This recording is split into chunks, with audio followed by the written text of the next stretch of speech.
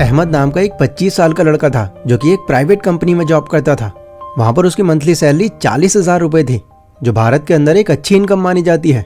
हालांकि अपनी इस इनकम से अहमद भी काफी खुश था, लेकिन उसके मन में एक डर था कि वो एक प्राइवेट कंपनी के अंदर है और ये कंपनी डिग्री से ज्यादा हुनर को प्रायोरिटी पर रखती है।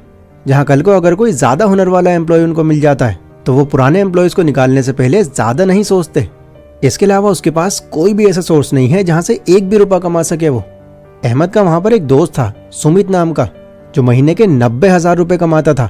सुमित उसी कंपनी के दूसरे डिपार्टमेंट में मैनेजर का रोल संभालता था।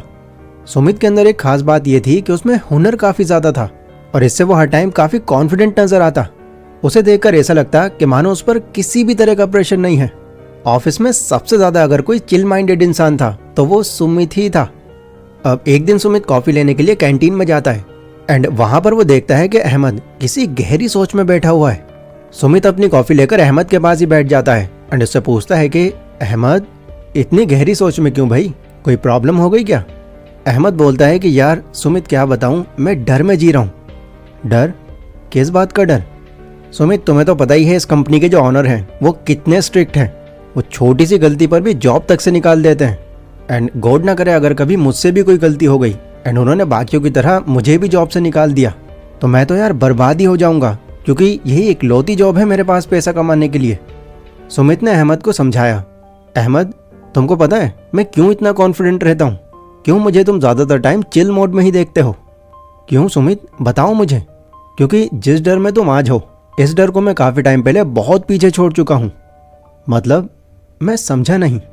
देखो, तुम्हारे डर की मेन वजह क्या है कि ये जो तुम्हारा एक लौता इनकम सोर्स है, बट मेरे साथ में ऐसा नहीं है। मैं ऑलरेडी अपने लिए इतने एसेट्स क्रिएट कर चुका हूँ कि अब मुझे जॉब सिक्योरिटी की भी टेंशन नहीं है, क्योंकि इन एसेट्स की वजह से अब मेरी मल्टीपल जगहों से इनकम आ रही है। एसेट्स? ये क्या होता है?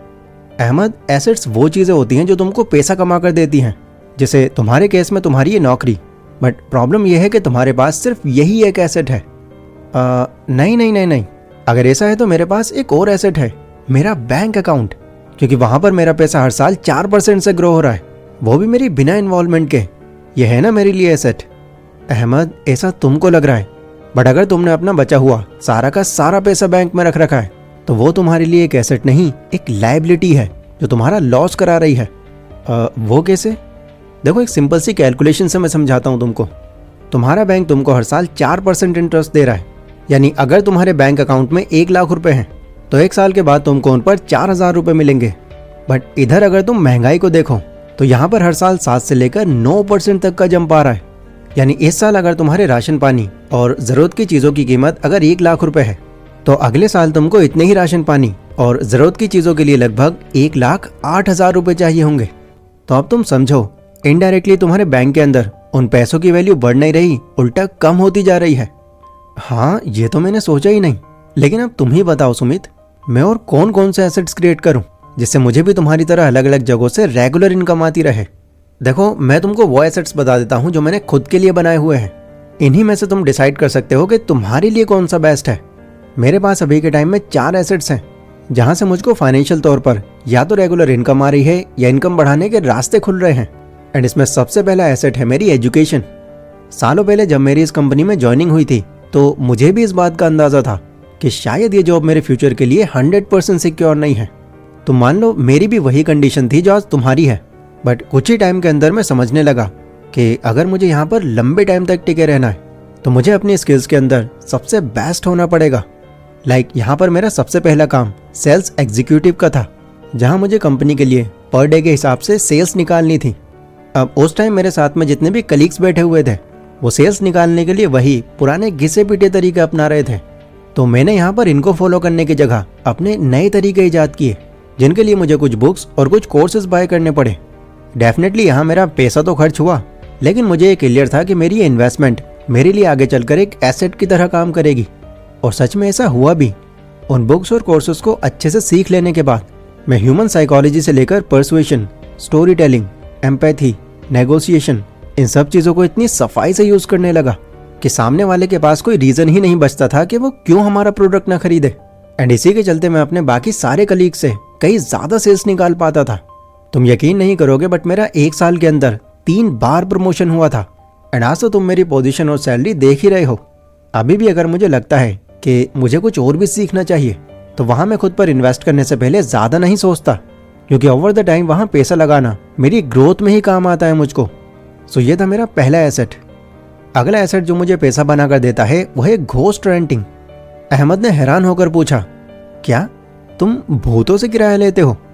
अरे नहीं, मैं समझाता हूँ तुमको ये क्या है। देखो, तुमको भी पता है कि अगर तुम्हारे पास कोई स्पेस है, कोई हॉल या कोई घर वगैरह, तो तुम उसको रेंट पर देकर अच्छे पैसे कमा सकते हो। बट रेंट पर देने के लिए एक अलग घर खरीदना, इसको हर कोई अफोर्ड नहीं कर सकता। And to be very honest, मेरे पास भी फिलहाल इतने पैसे नहीं हैं कि 50-60 लाख रुपए लगाकर मैं कोई दूसरा घर खरीद सकूं। मेरी तो टोटल सेविंग्स ही 10 लाख रुपए की थी, जो मैंने लगभग 2 सालों में जमा की थी। लेकिन फिर भी मैं रेंटल इनकम कमा रहा हूँ। पर कैसे? अहमद ने बड़ी हैरानी से पूछा। देखो, इंडिया की पॉपुलेशन पिछले कुछ सालों में बहुत तेजी से बढ़ रही है एंड आज तो हम पॉपुलेशन के मामले में पहले नंबर पर आ चुके हैं। एंड इसी को देखते हुए मुझे ये सालों पहले ही अंदाजा लग गया था कि आने वाले टाइम में रियल एस्टेट की डिमांड काफ़ी बढ़ने वाली है। लोगों को रहने के लिए घर चाहिए होंगे, जगह चाहिए होगी। बट अगेन, हर कोई अपना खुद का घर अफोर्ड नहीं कर सकेगा। तो मेरे और मेरे 4 कलीग्स ने मिलकर 10-10 लाख रुपए अरेंज किए एंड 50 लाख की इन्वेस्टमेंट में एक ज़मीन लेकर उस पर 5 मंजिला फ्लैट तैयार करवा दिया। वो फ्लैट जब पूरी तरह बनकर तैयार हो गया तो उसके हमने हर एक फ्लोर को 13,000 रुपये मंथ के हिसाब से रेंट पर देना शुरू कर दिया। अभी लगभग 6 साल बाद मैं उस रेंटल इनकम से 9,36,000 रुपये रिकवर कर चुका हूँ। एंड अगले साल में इस फ्लैट के साथ साथ इसकी पूरी इन्वेस्टमेंट रिकवर कर चुका हूँगा। फिर इसके बाद इसकी रेंटल इनकम एज प्रॉफिट मेरे पास आएगी। तुम ये मानो, मुझे इन 6 सालों में मेरी 10 लाख रुपए की इन्वेस्टमेंट पर 9.5 लाख रुपए का प्रॉफिट हो गया। इनफैक्ट अब तो मेरी प्रॉपर्टी की कीमत भी बढ़ गई है। अब एक बार के लिए जरा इमेजिन करो, अगर ये 10 लाख रुपए मैंने यहाँ लगाने की जगह सेविंग्स अकाउंट में रख दिए होते एंड मान लो अगर मुझे उन पर 5% भी इंटरेस्ट मिल रहा होता, तो मेरे ये 10 लाख रुपए 6 सालों के बाद कंपाउंड होकर 13,40,000 के आसपास बनते। मतलब 10 लाख रुपए पर 3,40,000 रुपए, देख रहे हो, आधे से भी कम। तो इसीलिए ये रेंटल इनकम मेरा दूसरा बड़ा एसेट है। मेरा अगला एसेट जो मैंने अभी हाल ही में बाय किया है वो है एक लिमिटेड एडिशन गोल्ड वॉच, जो कि 5 लाख रुपए की है। अहमद ने फिर से सुमित को टोक दिया, अब ये तुम्हारे लिए एसेट कहाँ से हुआ? अरे यहाँ तो तुमने पैसे बर्बाद कर दिए, तुम तो शो ऑफ कर रहे हो। मेरी घड़ी देखो, 250 की है, बट टाइम वही बताती है। अहमद, 3 इडियट मैंने भी बहुत बार देखी है, ये डायलॉग मुझे भी पता है। बट इस घड़ी को लेने का पर्पस मेरा शो ऑफ करना नहीं है, मेरा सीधा पर्पस इस घड़ी के थ्रू प्रॉफिट कमाना है। अच्छा, वो कैसे? देखो, मैंने इसको इसलिए बाय किया है क्योंकि ये घड़ी गोल्ड से बनी है और गोल्ड के दाम हर साल 10 से 11% से इंक्रीज हो रहे हैं। तो इस 5 लाख की घड़ी को अगर मैं अगले 5 साल भी अपने पास रखता हूँ तो उस वक्त मेरी इस घड़ी की वैल्यू कंपाउंड इंटरेस्ट लगाकर लगभग 8,42,000 के आसपास होगी।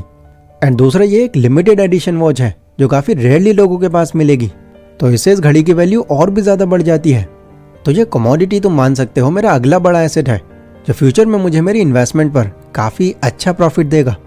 अहमद ने सुमित से पूछा, सुमित एक बात बताओ, अभी तुम्हारी सैलरी 90,000 रुपये है, 13,000 रुपये तुमको रेंटल इनकम आती है, टोटल होते हैं 1,03,000 रुपये।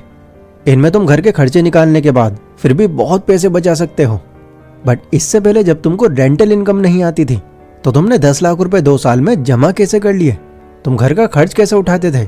और पहले तो तुम्हारी सैलरी भी कम रही होगी। तो इस पर सुमित ने हंसते हुए जवाब दिया, तुमने सही कहा अहमद, तुम्हारा ये सोचना जायज़ है, क्योंकि अभी तक मैंने तुमको अपने सारे एसेट्स नहीं बताए। देखो, उस टाइम मेरी मंथली सैलरी 50,000 रुपये थी एंड इसके अलावा मेरे पास कोई और इनकम सोर्स नहीं था। बट जैसा कि मैंने तुमसे कहा, सालों पहले तुम्हारी तरह ही मेरे मन में भी डर था। यही माइंड में चलता रहता था कि बस यही इनकम सोर्स है मेरे पास, किसी वजह से अगर ये बंद हो गई तो क्या होगा मेरा। बट क्योंकि मैं खुद को एजुकेट करने के लिए कई अलग अलग बुक्स खरीदता था, तो वहीं से ही मुझे एसेट बिल्डिंग का ये कॉन्सेप्ट समझ में आया। तो मैंने फिर बिना ज़्यादा फालतू पैसे खर्च किए इसकी तैयारी जॉब लगने के दूसरे साल ही शुरू कर दी थी। मैंने जैसे तैसे उन 1-2 सालों में 3 लाख रुपए इकट्ठा किए एंड अपने किसी जानने वाले से एक सेकंड हैंड ऑटो खरीद लिया। ये मैंने पर्पसली किया था क्योंकि मेरा एक पड़ोसी था समीर नाम का, जो उस टाइम पर बेरोजगार था, बट वो ऑटो चलाना जानता था। तो उसे मैंने अपने इस ऑटो को रेंट पर चलाने के लिए दे दिया। वो मुझे एक दिन के हिसाब से 700 रुपये देता था, जो महीने के बनते हैं लगभग 21,000 रुपये। हालांकि बीच बीच में उस ऑटो के अंदर कुछ एडिशनल खर्चे भी होते थे, बट फिर भी मेरी बिना किसी इन्वॉल्वमेंट के मैं ऑन एन एवरेज 18,000 रुपये तो वहाँ से कमा लिया करता था।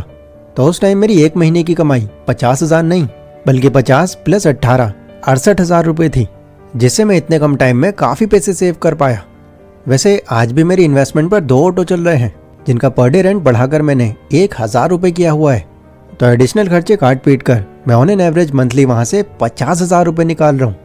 अब ओवरऑल इन सब एसेट्स का अगर मैं निचोड़ निकालूं तो मंथली कमाई मेरी 90,000 नहीं बल्कि 2 लाख के आसपास है, और वो भी अलग अलग जगहों से। एंड आगे ये कमाई और भी ज़्यादा बढ़ने वाली है। इसी वजह से मैं तुमको इतना चिल दिखाई देता हूँ, क्योंकि देखो अगर हमारे माइंड में ये होता है कि हम फाइनेंशियली बहुत अच्छा कर रहे हैं तो आधे से ज़्यादा स्ट्रेस तो हमारा ये सोच कर ही ख़त्म हो जाता है। ये सब सुनकर अहमद की मानो आंखें खुल गईं। उसने भी खुद से ये प्रॉमिस किया कि मैं भी अब अपने पैसे बर्बाद करने की जगह उनसे एसेट्स क्रिएट करूंगा। दोस्तों आई होप ये वीडियो आपको भी काफ़ी अच्छे से समझ आई होगी एंड पता चला होगा कि पैसे बर्बाद करने की जगह अगर उसको सही जगह में लाकर उससे एसेट्स क्रिएट किए जाएं तो ऐसा करना आपको फाइनेंशियल तौर पर बहुत ही ज़्यादा ग्रो कर सकता है। ये वीडियो अगर आपको पसंद आई हो तो इसको लाइक ज़रूर कर देना।